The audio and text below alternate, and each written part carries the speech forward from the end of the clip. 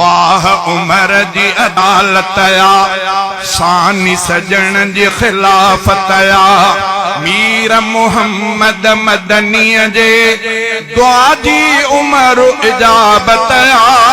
वाह उमर जी अदालत या सानी सजन जी खिलाफत या मीर मोहम्मद मदनी जे दुआ जी उमर इजाबत या वाह उमर जी अदालत या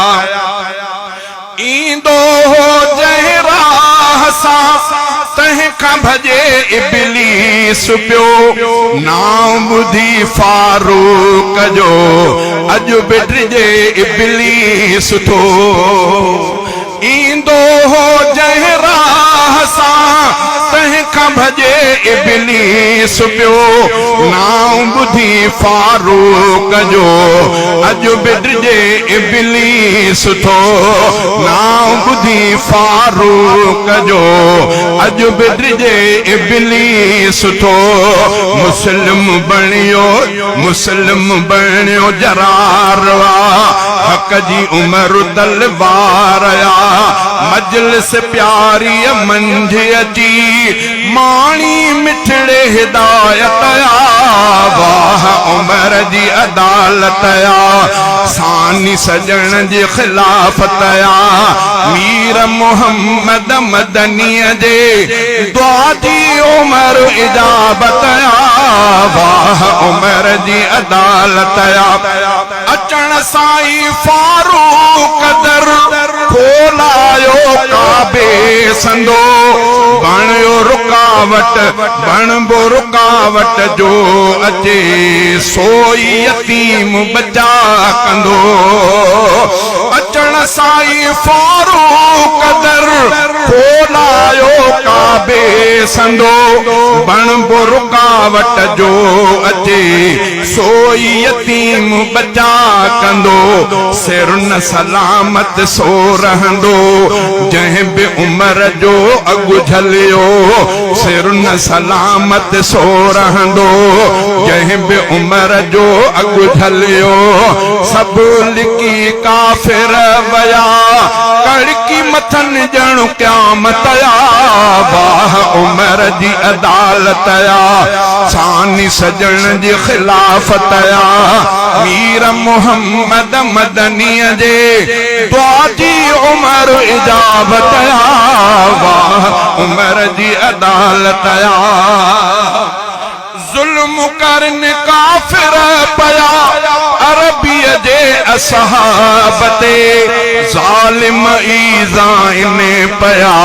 बिलाल खुबैब खबाब के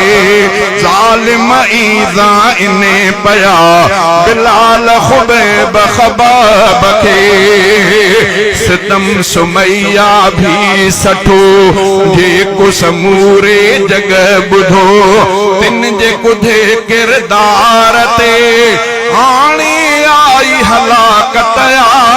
वाह उमर जी अदालत या सानी सजन जी खिलाफत या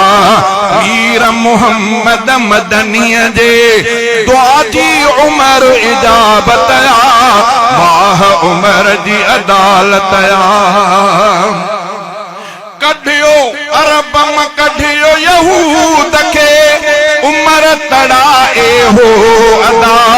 सोहणे नबी जे हदीस ते अमल करायो बरमला अरब में कढियो यहूद के उमर तड़ाए हो अदा सोहणे नबी जे हदीस ते अमल करायो बरमला तॾहिं उमर ते था सड़न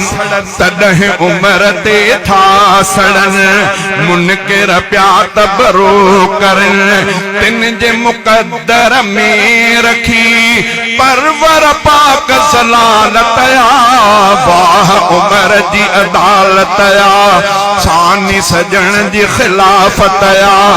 मीर मोहम्मद मदनी जे दुआ जी उमर इजाबत या वाह उमर जी अदालत या सोहणे उमर जे नाम जो नौकर अहद फतह हुआ सर की जे तन मन अंदर सजन जी उल्फत चाह हुआ सर की जे तन मन अंदर सजन जी उल्फत चाह हुआ रग रग थी ठरंदी रहे खूब खुशी बरंदी रहे अहिड़ी अकीदत खां हटी ईमान न थींदो सलामत वाह उमर जी अदालत